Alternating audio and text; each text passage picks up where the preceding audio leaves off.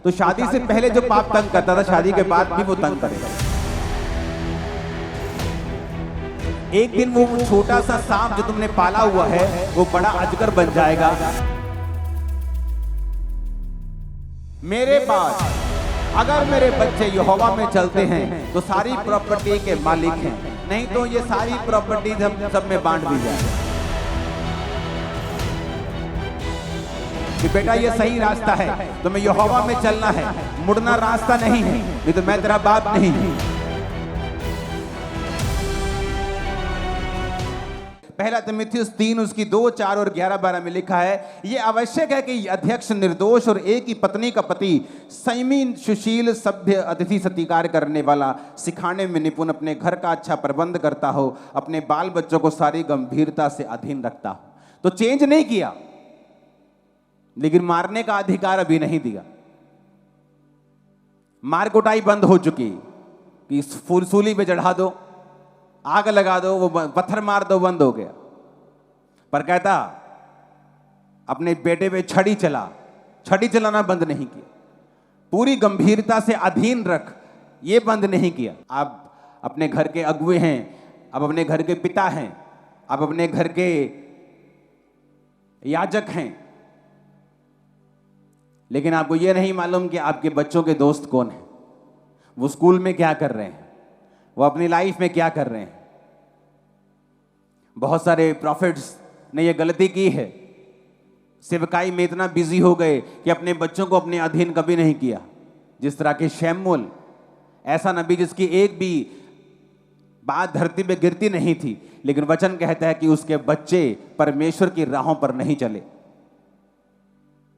क्यों? क्योंकि हर टाइम सेवकाई में बिजी, अपने बच्चों की ओर कभी भी ध्यान नहीं दिया, अपने परिवार की ओर ध्यान नहीं दिया। जबकि वचन ये कहता है कि अगर तुम अध्यक्ष बनना चाहते हो तो तुम्हें अपने परिवार को भी संभालना आना चाहिए।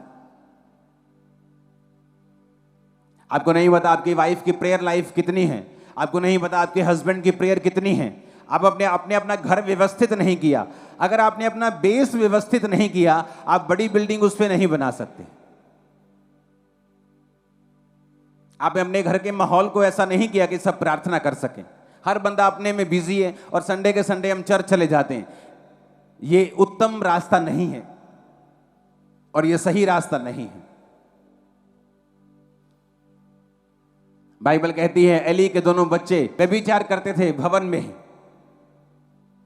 और बाइबल कहती है एली आता था, बोलता था, ए बच्चों तुम गलत करते हो।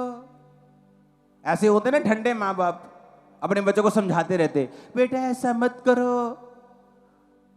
लेकिन तब भी परमेश्वर ने सजा दी, जबकि परमेश्वर ये चाहता था कि एली वहां पे गरम रहे, डंडा उठाए, उनकी नानी याद करवा दे, उनको बेइज्जत करे।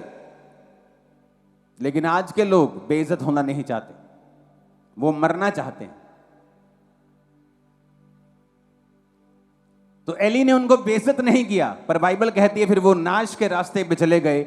और एक दिन संदूक उठा लिया गया जब हमला हुआ, और दोनों बच्चे एक ही दिन में मर गए। और जब एली को यह समाचार मिला, वो भारा था, कुर्सी पे बैठा हुआ था, तोंद निकली हुई थी, बहुत भारी था। जब उसने समाचार सुना, झटका लगा और वो भी गिरा, और भारी होने के कारण गर्दन के भार गिरा और गर्दन के मणके टूट गए और वहीं पे वो मर गया।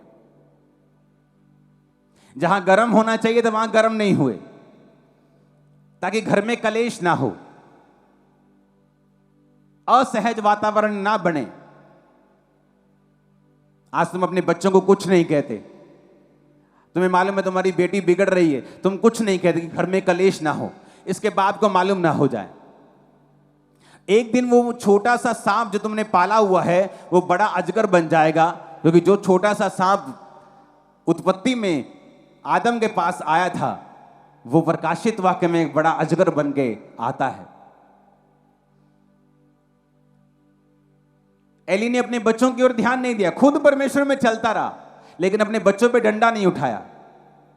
उसके पास ताकत थी, वो अपने बच्चों को एक्सपोज करता लोगों के सामने और बोलता कि ये व्यभिचारी हैं, मत करो, तुम याजक, इनको याजक मत समझो।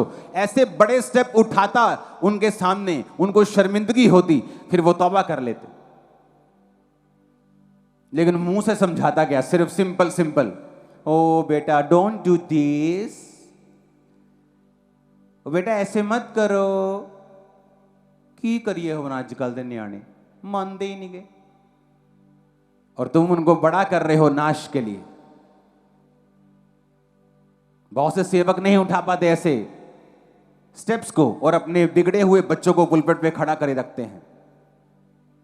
उन्हें लगता है अगर हम कुछ कहेंगे तो हमारा घर अव्यवस्थित हो जाएगा। ऐसा करते इसकी शादी करते थे, शादी तो कर दी, वो शादी के फिर 2 साल बाद बिगड़ जाएगा, क्योंकि अगर तुमने स्पिरिट को हैंडल नहीं किया, अगर तुमने आत्मा को हैंडल नहीं, पाप को हैंडल नहीं किया, तो शादी से पहले जो पाप तंग करता था शादी के बाद भी वो तंग करेगा, क्योंकि तुम्हें काबू करना पड़ेगा पहले से ही, वो बाद में भी तंग तुम्हें नहीं करेगा। कितने मेरी बात को समझ रहे हैं?